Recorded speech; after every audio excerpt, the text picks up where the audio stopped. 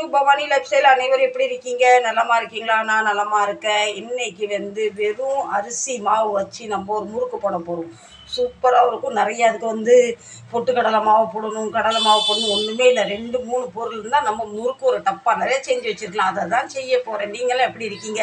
நீங்களாம் ஸ்நாக்ஸ் வெளியேருந்து வாங்குவீங்களா, வீட்டில் பண்ணுவீங்களா? முந்தியில் எங்கள் வீட்டில் எனக்கு டைம் இருக்காது, இப்போவும் டைம் இல்லை, வெளியேருந்து வாங்குவோம்.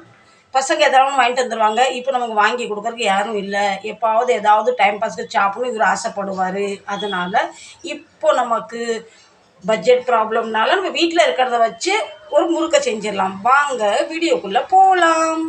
அதே மாதிரி நான் என்னைக்கு வீட்டில் இருந்தால் சும்மா இருக்க மாட்டேன், ஏதாவது ஒன்று செஞ்சுக்கிட்டே இருப்பேன். ஆமாம், நீங்கள் கேட்கலாம் இன்றைக்கி எதுக்கு வீட்டில் இருக்கேன்னு. நேற்று சிலிண்டர் புக் பண்ண நேற்றே வரும்னு நினச்சி வரல.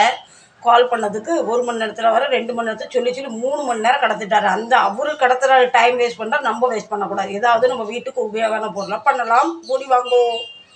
அதுக்கு முன்னாடி முதல் முறையாக என் வீடியோ பார்க்குற அனைத்து உள்ளத்துக்கும் ஆல் பட்டனை கிளிக் பண்ணிடுங்க, லைக் பண்ணிடுங்க, சப்ஸ்கிரைப் பண்ணிடுங்க. நீங்கள் சப்ஸ்கிரைப் பண்ண தான் எனக்கு உற்சாகம் கூடும். ஆமாம், யூடியூப்காரனும் இந்த அம்மாவை இத்தனை பேர் பார்க்குறாங்க, சீக்கிரம் மானிட்டேஷன் பண்ணிடலாம், சீக்கிரம் பாவப்பட்ட அம்மாவுக்கு நம்ம சம்பளத்தை போடலாம் அவங்களும் கொஞ்சம் நினைப்பாங்க. இல்லை அவரும் மறந்துடுவார், நீங்கள் மறந்துடாதீங்க. நீங்கள் மறந்தால் ஏங்கேதி என்னாகும். வாங்க இப்போ குடும்பத்தோட வீடியோக்குள்ளே போகலாம். இதுக்கு நான் 2 கிளாஸ் அரிசி மாவு எடுக்க போகிறேன். அது எந்த மாதிரி தான் நடக்கும். நான் 1 கிலோ மாவு வாங்கி பில்லில் கொடுத்து திருச்சாச்சு. இதுக்கு 2 கிளாஸ் அரிசி நம்ம மாவு எடுத்தால் இதுக்கு 4 கிளாஸ் தண்ணி ரெடி பண்ணணும். 4 கிளாஸ் தண்ணி ஊற்றி இப்போ கேஸ் ஆன் பண்ணியாச்சு. 1/2 ஸ்பூன் ஜீரகம், 1/2 ஸ்பூன் ஓமம், 1 ஸ்பூன் கருப்பு எள்ளு. உங்கள்கிட்ட வெள்ளை இருந்தாலும் போடலாம். இந்த தண்ணிக்குள்ளே உப்பு சேர்க்கும் போதே நம்ம இந்த தண்ணி லேசாக உப்பு கக்கிணும். குழம்புக்கு எப்படி உப்பு கக்கி சோத்து கூட சாப்பிட்றதுக்கு மேனேஜாக இருக்கும், அந்த மாதிரி 1 ஸ்பூன் உப்பு கொஞ்சம் நீங்கள் செக் பண்ணி பார்த்துக்கோங்க. அப்போ தான் முறுக்கு நல்லா டேஸ்ட்டாக வரும். நான் 1.25 ஸ்பூன் கல் உப்பு போட்டிருக்கேன். பின்ன கொஞ்சமாக 2-3 ஸ்பூன் எண்ணெய். பின்ன தண்ணி கொதி வர வரைக்கும் நல்லா வெயிட் பண்ணலாம். நல்லா கொதிச்சு வரணும். இடியாப்பத்துக்கு மாவு எப்படி ரெடி பண்ணுவோம் அதை விட தண்ணி நல்லா கொதிக்கணும். அப்போ தான் முறுக்கு நல்லா சாஃப்டாக வரும். இப்போ தண்ணி நல்லா கொதிச்சுட்டு பாருங்கள். கேஸை நல்லா சிம்மில் பண்ணிவிட்டு மேலே தெரிக்காமல் வட்டை பாத்திரம், பெரிய பாத்திரம் எடுத்துக்கோங்க. கொஞ்சம் அப்படி மாவை சேர்த்து இப்படி கிண்டுங்க.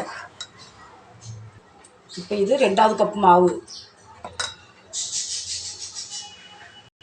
கேஸை சிம்மிலே வச்சுட்டு இந்த மாவை எல்லாமே அந்த தண்ணியில் படுற அளவுக்கு நல்லா கிண்டி விடுங்க.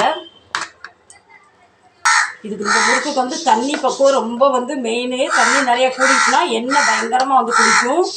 இதுக்குள்ளேயே ஒரு 10 நிமிஷம் போட்டு நம்ம மூடி வச்சிடலாம். கேஸ் ஆஃப் பண்ணியாச்சு. இப்படி 10 நிமிஷம் மூடி வச்சுட்டா எல்லாம் அந்த வைக்கலே அவிஞ்சிரும் மாவெல்லாம். இன்னும் ஒரு அகலமான பாத்திரம் எடுத்துகிட்டு ரொம்ப இதை ஆற விட்டுறக்கூடாது. கைப்பூ வச்சு சூடு பொருட்களே நல்லா பிசைஞ்சு எடுத்துக்கணும். ரொம்ப சூடாக இருந்தால் லேசாக விட்டுருங்க. ஆனால் மேலே இன்னும் தண்ணி தொளிக்காதீங்க. பின்ன முறுக்கு ரொம்ப மாவு ரொம்ப தண்ணி ஆயிரும். லேசாக கொஞ்சம் சூடோட பிசைஞ்சால் மாவு சீக்கிரம் நல்லா சாஃப்டாகும்.